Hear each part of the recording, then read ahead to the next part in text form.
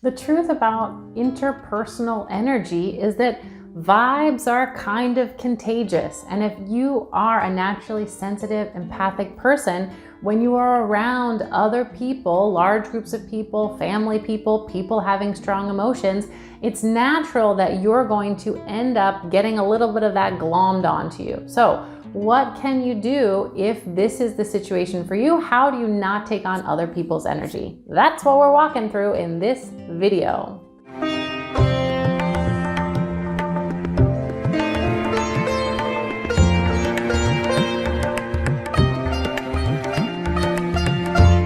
Welcome back, Leslie Huddart here. I am a healer and spiritual guide, and I help healers, empaths, and highly sensitive people release the trauma trapped in their body and really become independent power sources of awesome soul-aligned ways in the world by really understanding the technical side of the mind-body system.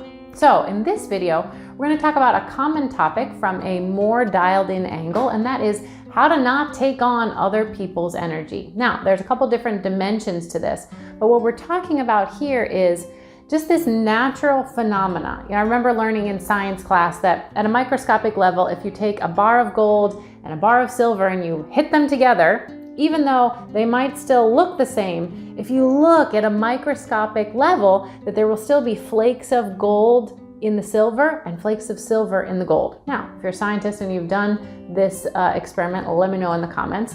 But what that tells me, in a good reference for, is that in the interpersonal nature of how energy works, it's natural that when we're around other people, we're kind of going to be influenced a little bit by their vibe. Now, what I don't want you to read into is that this is not a fatalistic, victim-y sort of thing, like, oh God, I was around the energy vampires and I'm stuck. Remember, you are an embodied being and you always have the ability to repair and regenerate and build up your field of energy. But what I would recommend that you do, I want you to implement, challenge you to implement from this video, is actually to have a pre, during, and post routine. This is sort of like the empath's guide to really thriving even when other people are around. Because often as empaths, we think, well, I'm okay when I'm by myself. When other people are around, everything goes to hell. So we got to build up our energy fields, because what I want you to know, and what we really train very specifically in the Body Wisdom Academy, my subtle body certification course, is we really teach people that it is possible to keep the sensitivity superpowers of being an empath without the overwhelm of getting stuck with other people's stuff. So let's dive into that how-to. I want you to create a pre, during, and post routine for being around other people. The biggest thing, there's a couple components, but a big thing to put into that step-by-step that I want you to do is, one, I want you to keep an eye on the mind stories.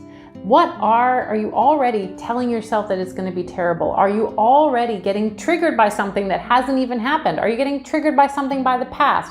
That in itself needs to be turned towards and cleaned up ahead of time. Because if you're going into something already triggered by something from the past, you are at a losing standpoint, and it's going to be you bringing that into the situation to probably trigger the other person and make it even worse. So you got to turn towards and deal with things that are happening and clean that up in the past. This is what we do with subtle body work.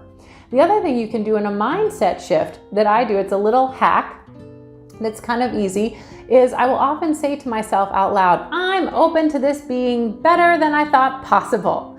I use this sometimes when I have to call like a customer service, or I'm going into some sort of state agency that I'm worried is going to be very difficult, or I'm not going to have the right paperwork. I say this to myself out loud. I am open to this being better than I thought possible.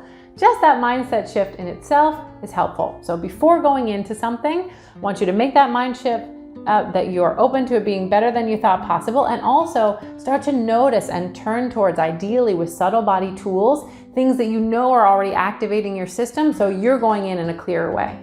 During, let's talk about your during step by step. The biggest thing you can do in the during is this practice of staying connected to yourself and noticing when you start to leave yourself. One of the best ways that I like to do this, I like to use an app called like the Mindfulness Bell. I think it's called Mind Bell. If I can do it, if I can find it, I'll link it below. It may be different for Apple and Android, but some sort of random Tibetan singing bell or a bowl or something that goes off on your phone as a reminder, kind of randomly. You can set alarms if you need to, that stand as a reminder for you to catch and check, am I with myself? Can I connect with the fields of my heart? Can I connect with my pelvis? Am I in my body? And if you notice that you're out, I want you to get space. Go to the bathroom, take a walk outside, make some excuse why you need to leave the room and come back so that you can be in your own little empath bubble. You can use your tools, ideally subtle body work, to come back to yourself and then re-engage. So these two aspects of the during, of something to remind myself to check in with myself so I don't leave myself for days and days and days and then be like 3 days later at a family event and like, where have I been? Not in my body. And then two, get distance when you notice that you have left yourself. Give yourself some space, come back, and then re-engage. And the last part, let's talk about a couple things you can do in that post period. Post, being around a lot of people, being in a difficult situation, being with someone that triggers you. What I recommend that you do is just kind of like a little bit of a physical energy reset. One of the best ways to do it, and things that I always do after I'm treating someone like one-on-one with acupuncture or with muscle testing or in any sort of way, I will wash my hands, obviously for sanitary reasons, but even just putting water up and down your arms, a little bit behind your neck, and importantly, put a little bit of water over your belly and over your back. So obviously like wet hand, it doesn't have to be a lot, just like wet your hand underneath your shirt over your belly and over your back. You will see this does a lot of difference in sort of clearing out your system and resetting. I believe this does have a strong effect sort of on the second brain of our intestines and our enteric nervous system. And using the often cooler water over the belly and the back really helps to reset my system. You can even use your intention in that post period of like, I'm giving back any energy I've taken on that's not mine, and I'm calling back any of my energy that I've given away.